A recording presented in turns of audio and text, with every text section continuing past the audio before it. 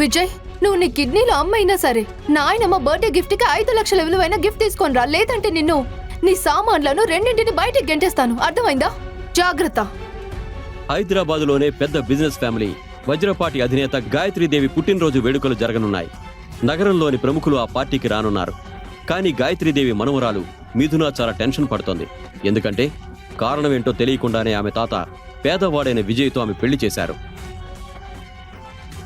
మిథున తన బామ్మకు ఒక కాస్ట్లీ గిఫ్ట్ ఇచ్చి అందరి ముందు అవమానపడకుండా ఉండాలనుకుంది. మిథున, ఈరోజు సాయంత్రం నేనిచ్చే గిఫ్ట్ చూసి నీతో పాటు బామ్మ కూడా ఆశ్చర్యపోతారు. చూడు. మిథునతో విజయ్ అలా అన్నాడు, కానీ అతని దగ్గర ఎలాంటి ప్లాన్ లేదు. ఒక జ్యువెలరీ షాప్ ముందు నిలబడ్డాడు. ఒక ఉంగరం వైపు చూస్తూ ఏదో ఆలోచిస్తున్నాడు. అప్పుడే, ఏయ్, ఏంటలా చూస్తున్నావు? ఇక్కడ ప్రతి జ్యువెలరీ 5 లక్షల నుంచి స్టార్ట్ అవుతుంది, తెలుసా? చూస్తున్నాను. చూడ్డానికి కూడా డబ్బులు కావాలా? అవునా? అయితే కొట్టడానికి కూడా డబ్బులు అవసరం లేదు, అర్థమైందా? ఓ ఇక్కడి నుంచే. గార్డు ఏమాత్రం ఆలోచించకుండా విజయ్ను నెట్టేశాడు. ఓ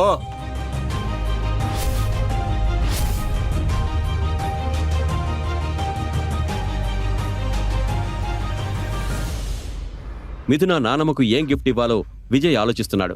అప్పుడే జ్యువెలరీ షాప్ సెక్యూరిటీ గార్డ్ పోలీసులతో అక్కడికి వచ్చాడు. సార్, అదిగో అక్కడే ఉన్నాడు, అదిగో వాడే.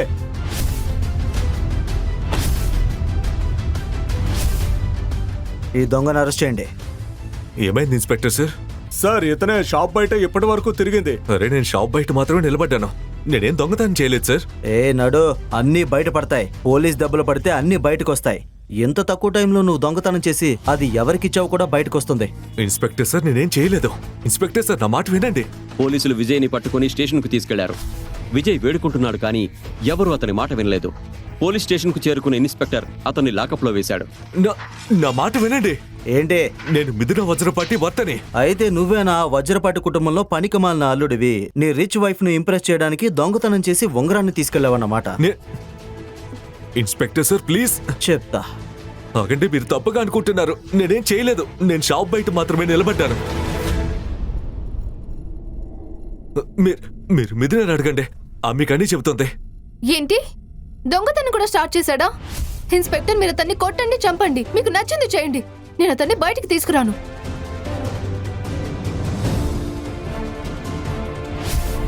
విజయ్కి కూడా ఇప్పుడు ఆ లాకప్ నుంచి ఎలా బయటపడాలో అర్థం కాలేదు. మరోవైపు ఇన్స్పెక్టర్ అతని మాట వినిపించుకోవట్లేదు. జ్యువెలరీ షాపులో దొంగతనం చేసిన ఉంగరం గురించి అతన్ని అడుగుతున్నాడు. ఇన్స్పెక్టర్ ఒక పెద్ద కర్రతో గౌతముని కొట్టడానికి ముందుకు వెళ్ళాడు. అప్పుడే వెనక నుంచి ఒక గంభీరమైన గొంతు వినిపించింది. ఇన్స్పెక్టర్ వెనక్కి తిరిగి చూసి ఆశ్చర్యపోయాడు. అక్కడ నగర కమిషనర్ నిలబడి ఉన్నాడు. నీకెంత ధైర్యం? నీ యూనిఫామ్, నీ ఉద్యోగం మీద నీకు విరక్తి పుట్టిందా ఏంటి? సార్, ఇతను ఒక దొంగ సార్.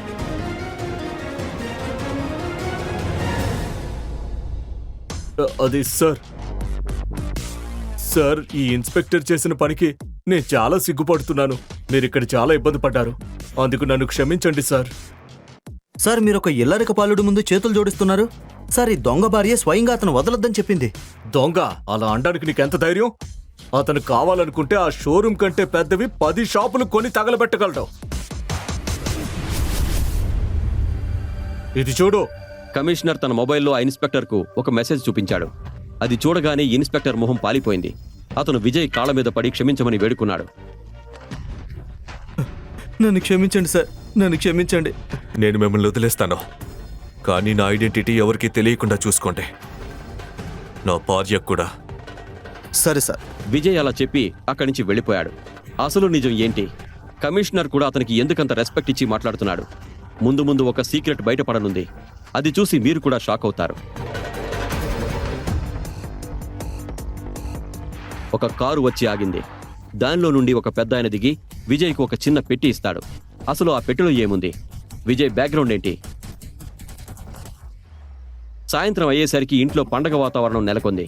ఎందుకంటే మిథున బామ్మ గాయత్రీదేవి పుట్టినరోజు. దేశం నలుమూలల నుంచి ప్రజలు ఆమెకు ఖరీదైన బహుమతులు తీసుకొచ్చారు.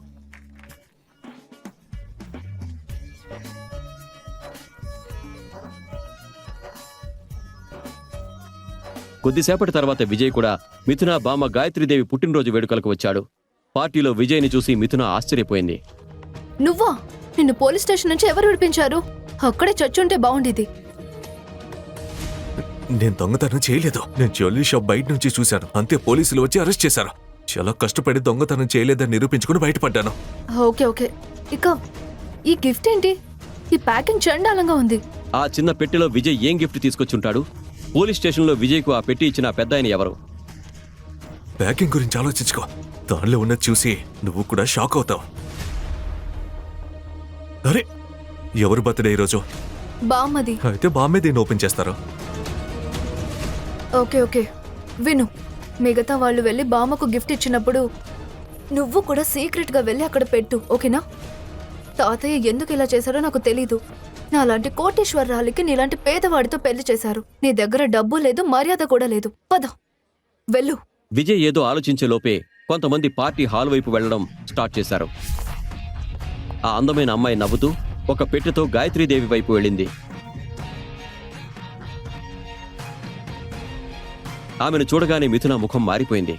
ఆ గిఫ్ట్ బాక్స్లో నుంచి ఒక అందమైన మెరిసే హారం బయటకు తీసింది. ఆ గిఫ్ట్ ఇచ్చిన అమ్మాయి మరెవరో కాదు, మిథున కజిన్ శృతి. ఇంతలా మెరిసే డైమండ్స్ నా ఈ 75 ఏళ్లలో ఎప్పుడు చూడలేదు. ఈ ఇంటిలో మిగతా అమ్మాయిల కంటే నువ్వు ఎంత తెలివైన దానివి శృతి. తన భార్య మిథునను అందరి ముందు అలా అవమానించడం విజయ్ చూశాడు.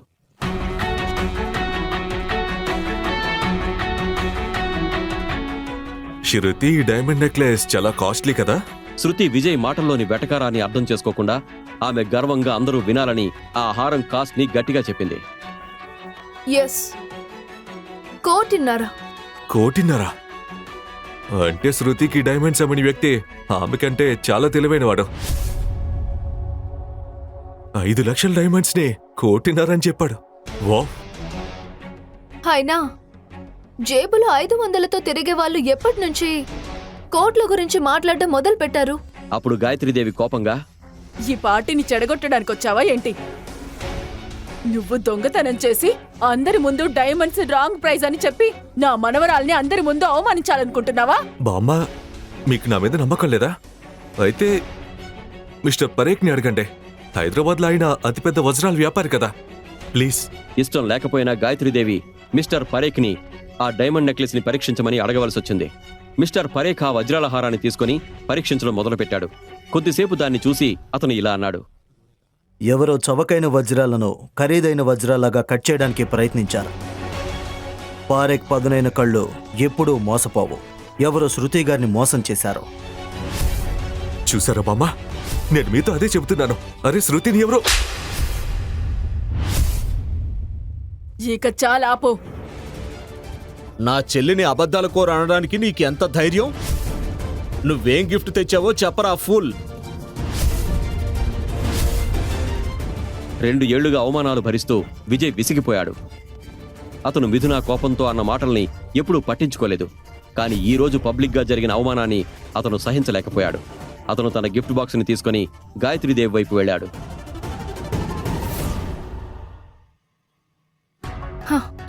ఏంటిది? నా బామ్మ కోసం ఒక నార్మల్ గిఫ్టా? చాలు. ఈ రోజు నుంచి, ఈ క్షణం నుంచి వజ్రపాటి కుటుంబంలోని ఏ ఒక్కరితోనూ నాకు ఎలాంటి సంబంధం లేదు. 2 ఏళ్లు మీరు పెంచుకున్న కుక్క ఇప్పుడు వెళ్ళిపోబోతుంది. కానీ గుర్తుంచుకోండి, ఒకరోజు నేను తిరిగి రావాలంటే గాయత్రీదేవి నన్ను క్షమించమని అడగాలి. మర్చిపోకండి. హ్యాపీ బర్త్డే బామ్మా. ఆ పెట్టెలో ఏముంది? అది చూసిన మిథున ఆశ్చర్యపోయింది. ఆ పెట్టెలో ఉన్నదాన్ని చూసిన గాయత్రీదేవి, మిథున ఎందుకు భయపడిపోయారు. అరే ఆగు, ఎవరైనా ఆపండి. అతను 2 ఏళ్లుగా మనతోనే ఉన్నాడు, కానీ మనం ఎవ్వరం కూడా అతనెవరో తెలుసుకోలేకపోయాం. నేను అతన్ని కొట్టాను. మనం నాశనమైపోతాం. అసలు ఆ పెట్టెలో ఏముంది? అది చూసి గాయత్రీదేవి ఎందుకు అంతలా భయపడిపోయింది? ఆ పెట్టెను విజయ్కి తెచ్చి ఇచ్చింది ఎవరు? అసలు విజయ్ ఎవరు? అతని బ్యాక్గ్రౌండ్ ఏంటి? అతను తన గతాన్ని దాస్తున్నాడా? విజయ్ తిరిగి వస్తాడా? గాయత్రీదేవికి, వజ్రపాటి కుటుంబానికి ఏం జరగనుంది? నెక్లెస్ ని చూసి ఆశ్చర్యపోతూ, ఇది ఇది అసలు దీన్ని నువ్వెలా సంపాదించగలిగా విజయ్ అని చిన్నపిల్లలా ఎగ్జైట్ అవుతూ అడిగింది మిథున. నిన్న జ్యువెలరీ షాప్లో దీన్ని చూసి మనసు పడ్డారు కదా అని ప్రేమగా చెప్పాడు. కానీ దీని ఖరీదు 12 లక్షలు కదా, అంత డబ్బు నీకెక్కడిది అని మిథున అంటూ ఉండగా శృతి వాళ్ళ అన్నయ్య నిఖిల్ అక్కడికొచ్చాడు. అతడికి మిథున అంటే అస్సలు నచ్చదు. గాయత్రీదేవిలానే ఆమె కుటుంబాన్ని అనుక్షణం ద్వేషిస్తూ ఉంటాడు. మిథున చేతిలో ఉన్న నెక్లెస్ని చూసి షాక్ అవుతూ, రేయ్, ఇంత ఖరీదైన నెక్లెస్ నీ దగ్గరకు అలా వచ్చిందిరా అంటూ ఆమె చేతిలో నుండి నెక్లెస్ బాక్స్ లాగేసుకున్నాడు నిఖిల్.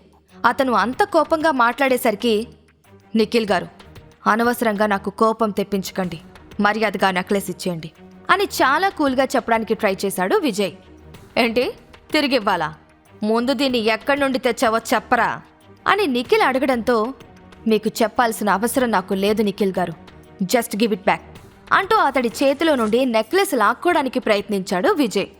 నిఖిల్ వెంటనే ఆ నెక్లెస్ని తన వెనకాల దాచుకుంటూ, దీన్ని నువ్వు దొంగలించావు కదరా, దొంగలించిన నెక్లెస్ పట్టుకుని ఏం ఫోజులు కొడుతున్నావురా అని విజయ్ కళ్ళలోకి సూటిగా చూస్తూ అడిగాడు. ఆ మాటకి విజయ్ సైలెంట్ అయిపోవడంతో మిథున అతడి వైపు కంగారు పడుతూ చూసింది. ఏమైంది విజయ్, ఎందుకు సమాధానం చెప్పడం లేదు? అంటే నువ్వు నిజంగానే దీన్ని దొంగతనం చేసి తీసుకొచ్చావా? ఛీ, నా దృష్టిలో ఇంతకన్నా దిగజారువు అనుకున్న ప్రతిసారి అంతకన్నా ఎక్కువ దిగజారి నన్ను నేను అసహ్యించుకునేలా చేస్తావు అని సీరియస్ అయ్యింది మిథున. లేదు మిథున గారు, నేను ఈ నెక్లెస్ని దొంగతనం చెయ్యలేదు అంటూ మనోహర్ గురించి చెప్పబోతూ ఆగిపోయాడు విజయ్. ఈలోపు నిఖిల్కి ఏదో అనుమానం రావడంతో, నాకిప్పుడు అర్థమైంది, నువ్వీ నెక్లెస్ని మాకొచ్చిన బహుమతుల్లో నుండి దొంగతనం చేశావు కదా, ఇలా చెయ్యడానికి సిగ్గుండాలి విజయ్ నీకు. ఇప్పుడే నువ్వొక దొంగవి అని అందరికీ చెప్తాను అని అరుచుకుంటూ అక్కడి నుండి వెళ్ళాడు నిఖిల్. విజయ్కి ఆ సిచ్యువేషన్ నుండి ఎలా బయటపడాలో అర్థం కావడం లేదు. మనోహర్ని సాగనంపుతున్న తన ఫ్యామిలీ మెంబర్స్ దగ్గరికి వెళ్ళిపోయి, నానమ్మా, మనం లేని టైం చూసి ఈ విజయ్ గాడు ఇంత ఖరీదైన నెక్లెస్ని దొంగలించాడు అని గట్టిగా అరుస్తూ చెప్పాడు నిఖిల్. మనవడి మాటలు వినగానే గాయత్రీదేవి కళ్ళు కోపంతో ఎర్రబడ్డాయి. అందరూ విజయ్ని ఒక దొంగలాగా చూశారు. వాళ్ల కళ్లల్లో కోపం చూసి మిథున భయపడింది. తల పైకెత్తి వాళ్ల వైపు చూసే ధైర్యం కూడా చెయ్యలేకపోతోంది. మనం లేని సమయం చూసి వీడు ఈ నెక్లెస్ని దొంగిలించాడు నానమ్మా. నేను రావడం నిమిషం ఆలస్యం అయ్యుంటే మన శృతికి కట్నంగా వచ్చిన వస్తువులన్నీ మెల్లగా ఇల్లు దాటించేసేవాడు అని నోటికొచ్చినట్టు వాగుతున్నాడు నిఖిల్. అన్నయ్య చేతిలో ఉన్న నెక్లెస్ని తీసుకున్న శృతి, దీని ఖరీదు 15 లక్షల పైనే ఉంటుంది నానమ్మా. నాకొచ్చిన గిఫ్ట్స్లో ఇదే కాస్ట్లీ అనుకుంటా. వీడికి ఎంత ధైర్యం ఉంటే దీని మీద చెయ్యి వేస్తాడు అని ఆవేశంతో ఊగిపోయింది. విజయ్ వైపు గాయత్రీదేవి తీక్షణంగా చూసింది. ఆమె చూపుకి కాల్ చేసే శక్తి ఉంటే విజయ్ ఈ పాటికి బూడిదైపోయి ఉండేవాడు. శక్తి ఫ్యామిలీ నా కోసం ఎంతో ప్రత్యేకంగా పంపిన వస్తువు మీద వీడు కన్నేశాడు నానమ్మా. వీడిని ఇలానే వదిలేస్తే రేపు మన ప్రాణాలు తీయడానికి కూడా వెనకాడ్డు. వెంటనే పోలీసుల్ని పిలిపించండి అని ఆర్డర్ వేసింది శృతి. మనవరాలి మాటలకి భద్రకాళిలా ఊగిపోతూ, మీ ఇద్దరికీ అసలేం కావాలి? మా కుటుంబం సంతోషంగా ఉంటే మీరు తట్టుకోలేరా అని విజయ్ మిథునల్ని నిలదీసింది గాయత్రీదేవి. ఈ పార్టీకొచ్చిన దగ్గర నుండి ఏదో ఒక రకంగా అవమానానికి గురవుతూనే ఉంది మిథున. ఇంక తట్టుకోవడం తన వల్ల కాక, విజయ్, నేను మళ్ళీ అడుగుతున్నాను, ఈ నెక్లెస్ ఎక్కడి నుంచి తీసుకొచ్చావో నిజం చెప్పు అని ఎర్రబడిన కళ్లతో కోపంగా అడిగింది. ఇప్పుడు నేనేం చెప్పినా మీరు నమ్మే స్థితిలో లేరు అని చెప్పాడు విజయ్. మిథున కోపంగా అతని భుజాలు పట్టుకుని, నిజం చెప్తావా లేదా విజయ్ అని నిలదీసింది. ఇక నిజం చెప్పే సమయం వచ్చింది అనుకున్న విజయ్, దీన్ని మీకు ప్రత్యేకంగా ఇవ్వమని ఒక వ్యక్తి నాకిచ్చారు అని మిథున కళ్లల్లోకి సూటిగా చూస్తూ చెప్పాడు. అబద్ధం చెప్తే అతికినట్టుండాలి విజయ్. నీలాంటి పనికి మల్లవాడికి ఇంత ఖరీదైన వస్తువు ఎవడిస్తాడు? పైగా ఈ పార్టీలో ఇంతమంది ఉండగా దీన్ని నీకే ఎందుకిస్తాడు అని ప్రశ్నలతో దాడి చేశాడు నిఖిల్. చాలు నిఖిల్ గారు, ఇంక చాలు. అబద్ధం చెప్పాల్సిన అవసరం నాకు లేదు. ఈ నెక్లెస్ ఒకటే కాదు, శక్తి ఫ్యామిలీ నుండి ఇక్కడికొచ్చిన ప్రతి వస్తువు కేవలం మిథున్ గారి వల్లే వచ్చాయి అని అందర్నీ షాక్కి గురిచేశాడు విజయ్. అతని మాటలకి రఘువీర్, సిద్ధార్థల కాళ్ల కింద భూమి అదిరిపడింది. విజయ్ చెప్పిన మాటలకి ఆశ్చర్యపోతూ అతడి వైపు అనుమానంగా చూసింది మిథున. ఆమె చూపుల్ని అర్థం చేసుకున్న విజయ్ వెంటనే తన మొబైల్ని బయటికి తీసి ఎవ్వరికీ కనిపించకుండా మనోహర్కి తిరిగి రమ్మని మెసేజ్ చేశాడు. విజయ్, ఇప్పటి వరకు నువ్వు చేసింది చాలు.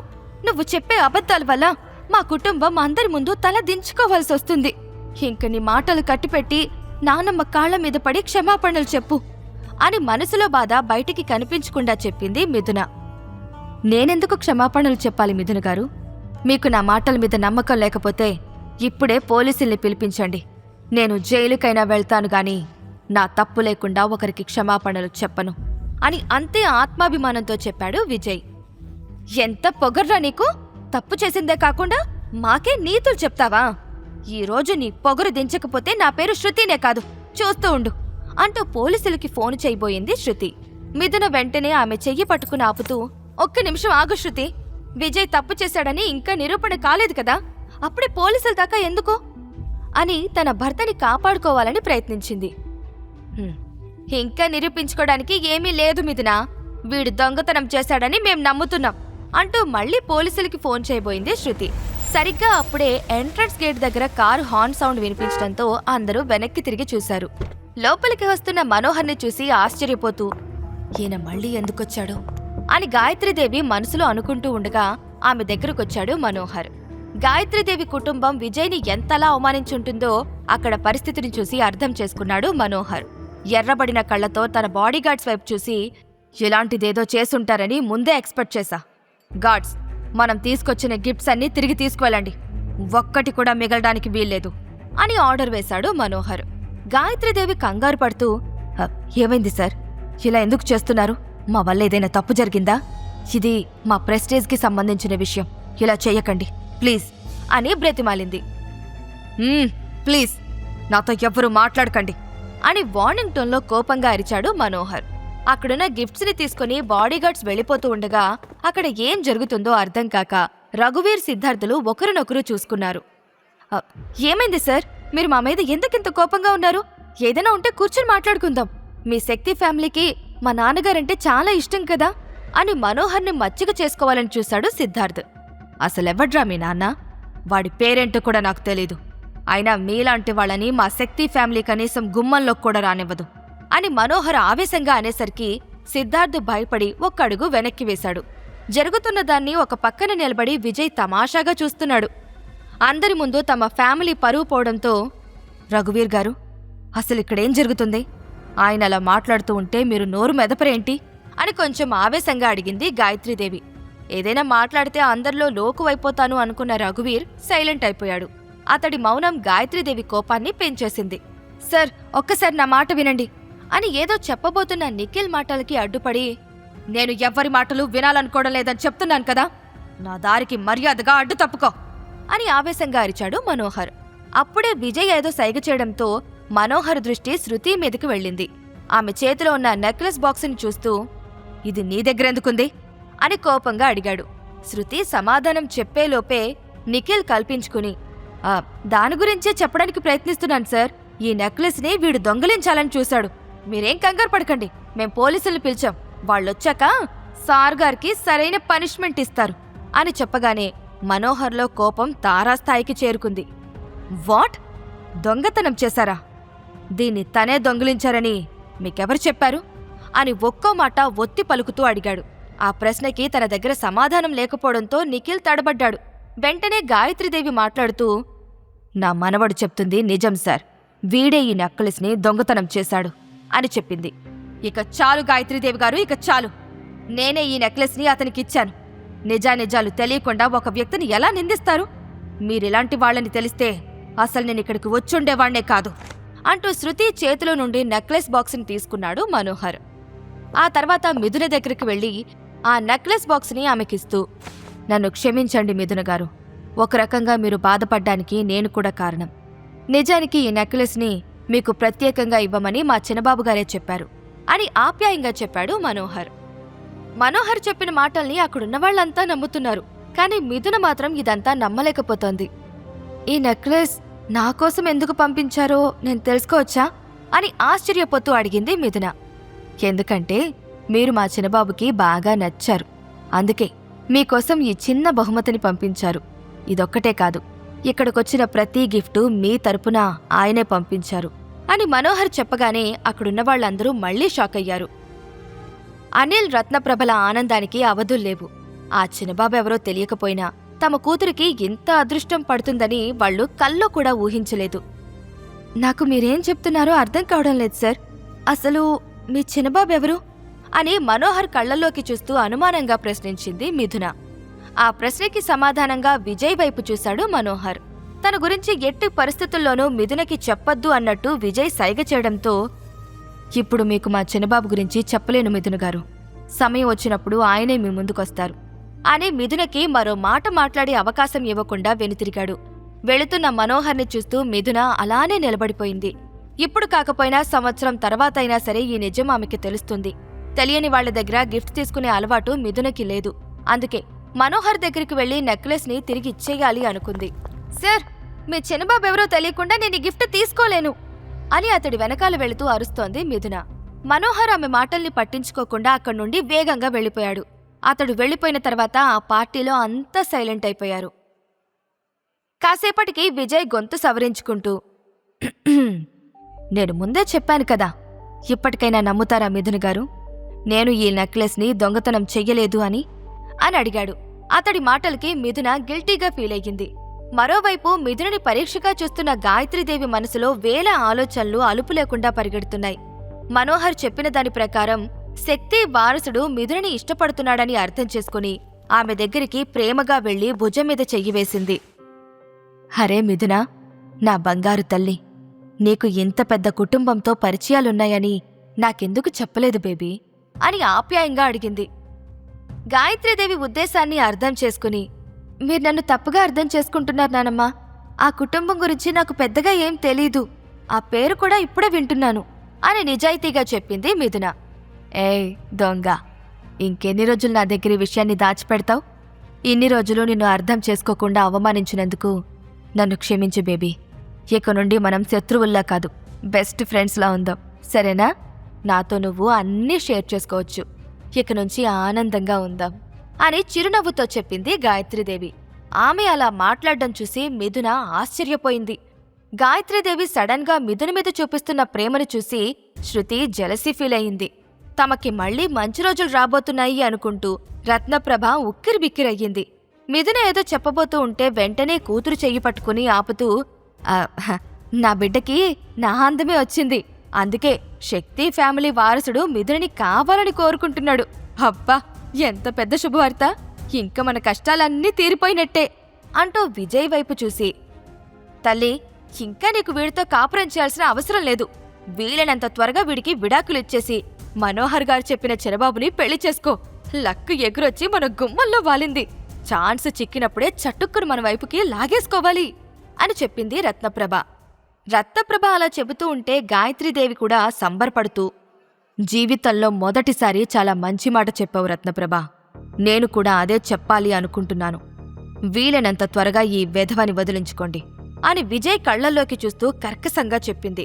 వాళ్లు విజయ్ గురించి అలా అంటూ ఉంటే మిథునకి పట్టరాని కోపం వచ్చింది. అబ్బా, ఇక చాలా ఆపండి. ఈసారి విజయ్ ఎటువంటి తప్పు చెయ్యలేదు. మీరు ఎన్నిసార్లు చెప్పినా, ఎంత స్ట్రెస్ చేసి చెప్పినా నేను తనకి విడాకులు ఇవ్వను అని కోపంగా చెప్పింది. అందరి ముందు మిథున తనకి ఎదురు చెప్పడంతో గాయత్రీదేవికి ఈగో హర్ట్ అయ్యింది. మనవరాలి వైపు కోపంగా చూస్తూ, నాతో ఇలా మాట్లాడడానికి నీకు ఎంత ధైర్యం? నువ్వు కూడా మీ నాన్నలానే మూర్ఖంగా ఆలోచిస్తావని నేను అనుకోలేదు. నీ మొగుడి పట్ల నీకు అంత ప్రేముంటే ఆ చిన్నబాబుని ఎందుకు వల్లో వేసుకున్నావు? వాడితో ఎఫ్ఐఆర్ పెట్టుకునే ముందు నీకు మన ఇంటి పరువు గుర్తురాలేదా అని మిథున క్యారెక్టర్ మీద మచ్చపడేలా అడిగింది గాయత్రీదేవి. తప్పు చేస్తే కడుపులో పెట్టుకోవాల్సింది పోయి తప్పుడు మాటలు మాట్లాడుతున్న గాయత్రీదేవి వైపు కన్నీళ్లతో చూసింది మిథున. భార్య కళ్లల్లో కన్నీళ్లను విజయ్ చూడలేకపోతున్నాడు. అతనితో పాటు అనిల్, రత్నప్రభలు కూడా గాయత్రీదేవి మాటలకు షాక్ అయ్యారు. గాయత్రీదేవి వ్యక్తిత్వాన్ని అసహ్యించుకుంటూ, ఇక చాలమ్మా, ఈ మాటలు విని నాకు విసుగొచ్చింది. మా వల్లే నీ పరువు పోతుంది అనుకుంటే మేమిప్పుడే వెళ్ళిపోతాం అని తల్లి మీద కోప్పడలేక బాధగా అన్నాడు అనిల్. గాయత్రీదేవి మాట్లాడకపోవడంతో అనిల్, రత్నప్రభలు మిథునని తీసుకుని ఇంటికి బయలుదేరారు. వాళ్ల వెనకాలే విజయ్ కూడా వెళ్ళాడు. వెళ్ళండ్రా, వెళ్ళండి. మళ్లీ నా గుమ్మంలో కాలు పెడితే ఒక్కొక్కరి తోట తీసేస్తాను అని ఆవేశంగా చెప్పింది గాయత్రీదేవి. విజయ్, మిథునలు వెళ్లిపోయిన తర్వాత గాయత్రీదేవి ఇంట్లో నిశ్శబ్దం రాజ్యమేలుతోంది. వాళ్ళిద్దరినీ చంపేయాలన్నంత కోపంతో గాయత్రీదేవి ఊగిపోతోంది. ఈ గొడవ వల్ల శృతి నిశ్చితార్థం చెడిపోవడమే కాకుండా పార్టీకొచ్చిన అతిథులు అసంతృప్తితో వెనక్కి వెళ్ళిపోయారు. ఇదంతా విజయ్ మిథున వల్లే అనుకుంటూ వాళ్ళిద్దరినీ తిట్టుకుంటూ కన్నీళ్లు పెట్టుకుంది శృతి. చెల్లెలి ఏడుపు చూడలేక నిఖిల్ ఆమెని కౌగిలించుకుంటూ, నీ ఏడుపు వాళ్ల సంతోషానికి కారణం కాకూడదు శృతి. నీ వెనకాల నేను నానమ్మ ఉన్నాం అని ధైర్యం చెప్పాడు. మరోవైపు కారులో ఇంటికి బయలుదేరిన మిథున డ్రైవింగ్ చేస్తున్న విజయ్ వైపు పశ్చాత్తాపడుతూ చూసింది. అందరిలానే ఆమె కూడా విజయ్ తప్పు చేశాడని అనుకుంది. నిఖిల్తో జరిగిన గొడవని గుర్తు తెచ్చుకుంటూ, విజయ్, నువ్వు నిఖిల్కి వీలైనంత దూరంగా ఉండు. వాడు నువ్వనుకున్నంత మంచోడు కాదు అని చెప్పింది మిథున. నాకు తెలుసు మిథున గారు, నా తప్పు లేదని నిరూపించడానికి నేను నిఖిల్తో గొడవపడ్డాను అని వివరించాడు విజయ్. వాళ్లానే నేను కూడా నిన్ను తప్పు పట్టాను, నన్ను క్షమించు విజయ్ అంటున్న మిథున కళ్లల్లో లైట్గా కన్నీళ్లు కూడా కనిపించాయి. వాటిని విజయ్కి కనిపించకుండా జాగ్రత్త పడుతూ, నిఖిల్ ఫ్రెండ్స్లో చాలా మంది రౌడీలున్నారు. వాళ్లతో కలిసి నీ మీద ప్రతీకారం తీర్చుకోవడానికి ఏదో ఒకటి ప్లాన్ చేస్తాడు. సో నువ్వు కొంచెం జాగ్రత్తగా ఉండు అని చెప్పింది మిథున. సరే మిథున్ గారు, కానీ మీ కజిన్కి నన్ను టచ్ చేసేంత సీన్ లేదనుకుంటున్నాను అని చెప్పాడు విజయ్. అబ్బా, అంతుందా సార్ గారికి అని చిన్నగా నవ్వింది మిథున. వెనక సీట్లో కూర్చున్న అనిల్, రత్నప్రభలు నిశ్శబ్దంగా విజయ్ మాటల్ని వింటున్నారు. పార్టీలో అంతమంది ఉండగా మనోహర్ ఆ నెక్లెస్ ని విజయ్కి ఎందుకిచ్చాడో ఇప్పటికీ అర్థం కాకపోవడంతో, ఒక విషయం అడుగుతాను, నిజం చెప్తావా అని సడన్ గా మిథున అడిగేసరికి అడగమన్నట్టు సైగ చేశాడు విజయ్. నీకో శక్తి ఫ్యామిలీకి ఏదైనా సంబంధం ఉందా? నీ వైపు మనోహర్ గారు చాలా స్పెషల్గా చూడ్డం నేను గమనించాను అని విజయ్ గుండెల్లో పిడుగుపడేలా అడిగింది మిథున. ఆమెకి నిజం తెలిస్తే ఎలా రియాక్ట్ అవుతుందో తెలియదు కాబట్టి విజయ్ సైలెంట్ అయిపోయాడు. పైగా అదితి గురించి మిథునకి చెప్పాలి అనుకోవడం లేదు. సమాధానం కోసం ఎదురుచూస్తున్న మిథునకి, ఆ ఫ్యామిలీకి నాకు ఎటువంటి సంబంధం లేదు మిథున గారు. ఎంగేజ్మెంట్లో ఎవరి పనుల్లో వాళ్ళున్నారు కదా, ఖాళీగా ఉన్నది నేనే కాబట్టి ఆయన ఈ నెక్లెస్ నాకిచ్చుంటారు అంతే అని తడబడకుండా అబద్ధం చెప్పేశాడు విజయ్. అంతేనా అని మిథున అనుమానంగా అడిగేసరికి, నిజం మిథున గారు, ఆ పెద్దయినా మీ ముందే ఇదంతా చెప్పారు కదా అని చాలా గట్టిగా చెప్పాడు విజయ్. నీకసలు బుద్ధుందా విజయ్? నెక్లెస్ ఇచ్చాడు కాబట్టి సరిపోయింది. అది ఏ బాంబో ఇచ్చుంటే అలానే తీసుకొచ్చి నా కూతురికిచ్చేవాడివా అని దొరికిందే ఛాన్స్ అనుకుని తిట్టడం స్టార్ట్ చేసింది రత్నప్రభ. ఆమె మాటలు పట్టించుకోకుండా తన కాన్సంట్రేషన్ని డ్రైవింగ్ మీద పెట్టాడు విజయ్. తల్లి చెప్పిన మాటల్లో లాజిక్ ఉండడంతో, నీకు తెలియని వాళ్ళు ఎవరైనా ఏదైనా ఇస్తే అదేంటో తెలుసుకోకుండా తీసుకోకు విజయ్. నీ అమాయకత్వాన్ని వాళ్ళు అలుసుగా తీసుకునే ప్రమాదముంది అని చెప్పింది మిథున. సరే మిథున గారు, నేను మళ్ళీ ఇలాంటి తప్పు చెయ్యను అని ప్రామిస్ చేశాడు విజయ్.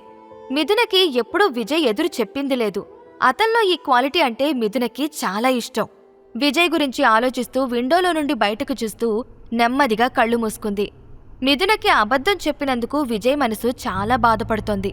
ఆమె వైపు ప్రేమగా చూస్తూ, నన్ను క్షమించండి మిథున గారు, మీకు అబద్ధం చెప్పడం తప్ప నాకు వేరే దారి కనిపించలేదు.